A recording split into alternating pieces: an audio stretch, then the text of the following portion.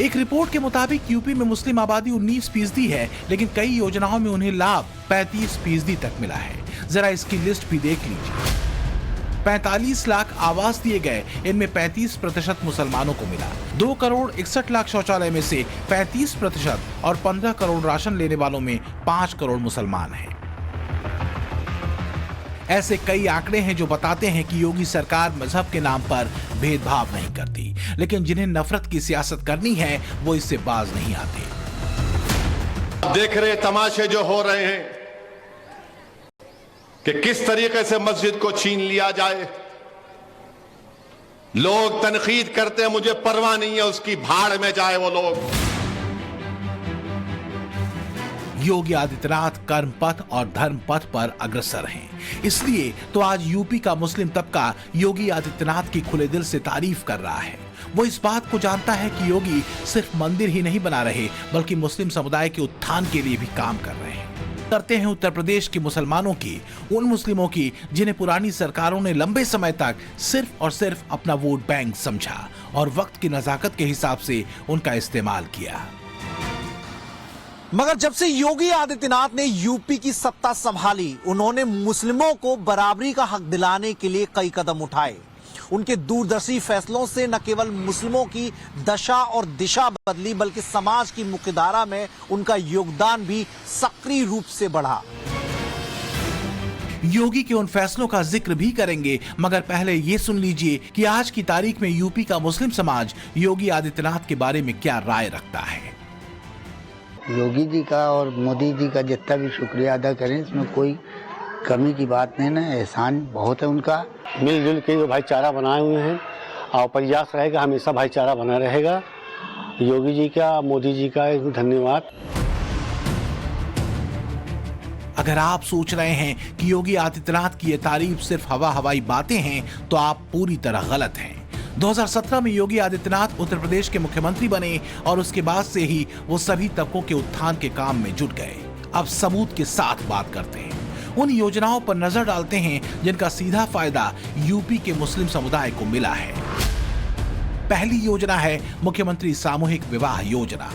इस योजना से सबसे ज्यादा अल्पसंख्यक समुदाय लाभ ले रहा है। इस योजना के तहत पिछले 1 साल में निकाह करने वालों की तादाद 8 गुना बढ़ गई है। दूसरी है 1 डिस्ट्रिक्ट 1 प्रोडक्ट योजना। योगी सरकार की 1 डिस्ट्रिक्ट 1 प्रोडक्ट योजना भी मुसलमानों के लिए सुपरहिट साबित हुई। इसका फायदा सीधे तौर पर मुस्लिम कारीगरों को मिला। इस योजना के तहत मुस्लिमों ने बड़ी संख्या में अपने उद्योग धंधे स्थापित किए।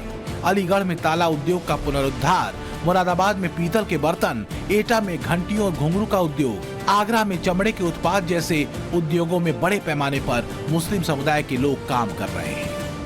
2022 के विधानसभा चुनाव में विपक्ष ने योगी आदित्यनाथ पर आरोप लगाया था कि वो हिंदुओं का एक तरफा वोट लेने के लिए तुष्टीकरण की राजनीति कर रहे हैं। मगर चुनाव जीतने के बाद योगी आदित्यनाथ ने मुस्लिम समुदाय के लिए जो योजनाएं लागू की, उन्होंने विपक्ष पार्टियों के मुंह पर ताला लगा दिया। मगर विपक्ष पर सबसे बड़ी सर्जिकल स्ट्राइक उस वक्त हुई जब योगी सरकार ने यूपी के मदरसों के हालात सुधारने का जिम्मा उठाया। दरअसल मुस्लिमों की रोटी, कपड़ा और मकान जैसी आधारभूत जरूरतों को पूरा करने के अलावा योगी सरकार ने उनकी शिक्षा के लिए भी काफी काम किया है। खासतौर पर उत्तर प्रदेश के मदरसों की शिक्षा प्रणाली में भी अभूतपूर्व सुधार किया गया। मदरसों में एनसीईआरटी का पाठ्यक्रम लागू किया गया। मदरसों की शिक्षा को बाकी स्कूलों की पढ़ाई के बराबर लाने के मकसद से यह कदम उठाया गया। योगी सरकार ने मदरसा आधुनिकीकरण योजना के लिए 429 करोड़ रुपए की सहायता दी। अल्पसंख्यक पुरुष और महिला छात्रवृत्ति के लिए 829 करोड़ रुपए मिले। बहुक्षेत्रीय जिलों के लिए 588 करोड़ रुपए और अल्पसंख्यक बहुल आबादी वाले जिलों में बुनियादी ढांचागत सुविधाएं उपलब्ध कराने की योजनाएं बनाई गई। हमारे योगी जी जो है तो वो बहुत ही अच्छे आदमी हैं और हम लोगों के वेलफेयर के लिए बहुत अच्छे उन्होंने काम किया है। और क्या नाम है, हर जगह सबसे ज़्यादा प्रायोरिटी दी गई है और सबसे ज़्यादा अगर फ़ायदा किसी को पहुंचा है तो योगी जी के राज में, योगी जी की वजह से लोगों को पहुंचा है। यूपी का मुस्लिम समुदाय इस बात को भी जानता है कि योगी आदित्यनाथ के शासन में वहां की कानून व्यवस्था में सुधार आया है। जो लोग पहले खुद को बाहुबली, डॉन या माफिया जैसी उपाधियों से सुशोभित करते थे, वो या तो अपने बचे हुए दिन जेलों में काट रहे हैं या किसी एनकाउंटर के रूप में उनके अहंकार का अंत हो चुका है।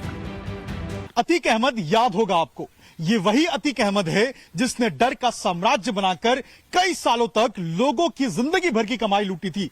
अब अतीक की मौत के बाद योगी आदित्यनाथ ने प्रयागराज के लूकरगंज से उसके कब्जे वाली प्रॉपर्टी को छुड़ाया, उस पर मकान बनवाए और उसके बाद इन मकानों को मुस्लिम समुदाय के गरीब लोगों को दे दिया। जो लोग कुछ वक्त पहले तक मर मर कर जीने को मजबूर थे, वो आज एक खुशहाल जिंदगी जी रहे हैं और उनके लिए इसकी एक वजह है योगी आदित्यनाथ। अच्छा है, कम से कम गरीबों को प्रयास तो मिला तो उनको कम से कम। हाँ, जो किराए पर रहते थे पहले बेचारे सोच रहे थे कि कहाँ मिलेगा कहाँ नहीं मिलेगा, हम कम से कम मिल तो गया है योगी की याद में। भले ही विपक्ष इस बात को न माने, मगर वो ये जानता है कि अपराधियों के लिए योगी आदित्यनाथ किसी काल से कम नहीं है। इसलिए आए दिन यूपी के थानों में कई हिस्ट्री शीटर सरेंडर करने के लिए पहुंच जाते हैं। अब योगी की ताजा चेतावनी भी सुन लीजिए।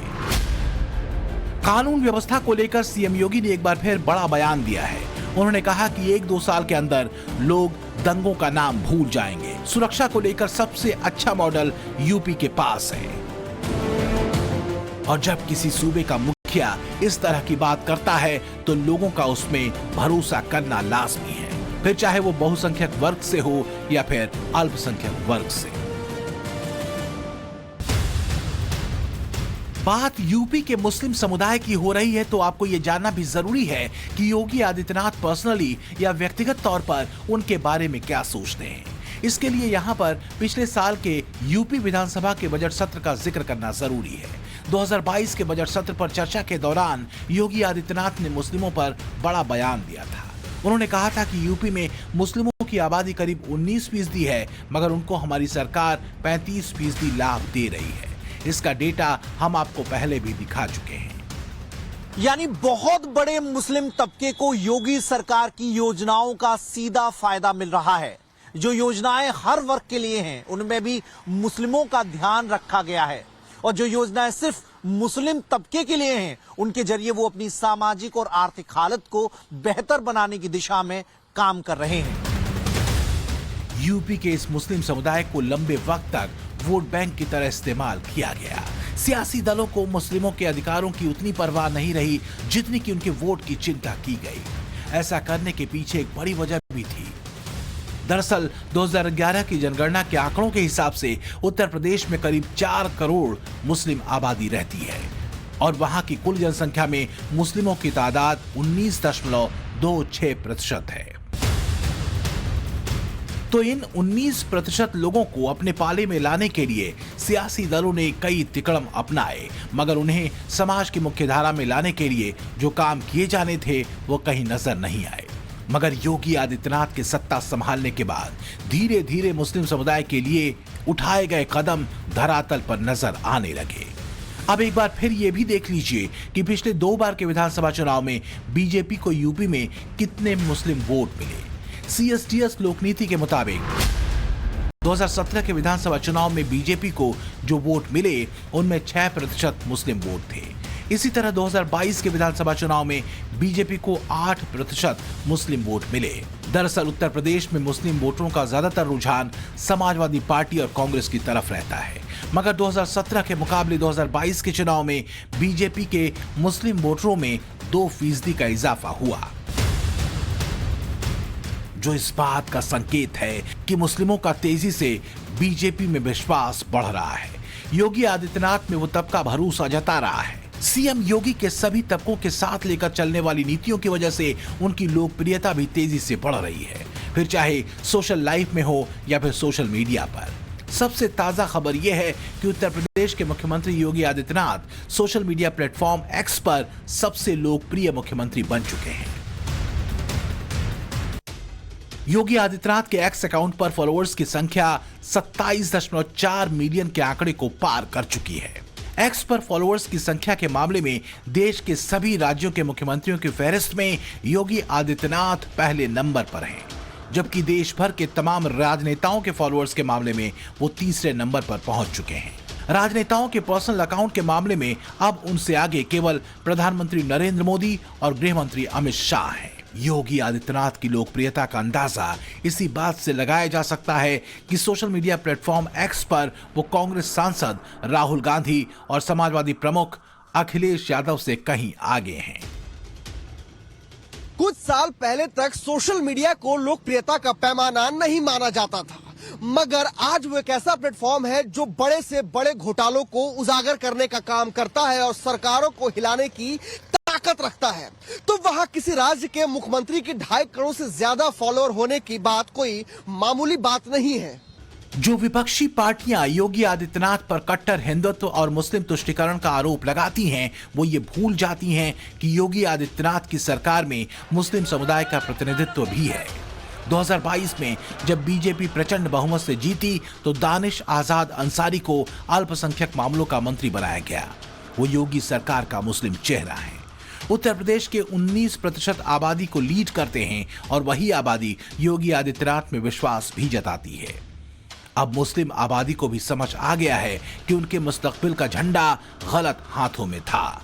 जो झंडा बरदार थे वो अपने मतलब के लिए उस झंडे को ढो रहे थे, मगर योगी सरकार उनकी सच्ची रहनुमा है, जो राम के भी हैं और काम के भी। Bureau report, times now, Navbharat.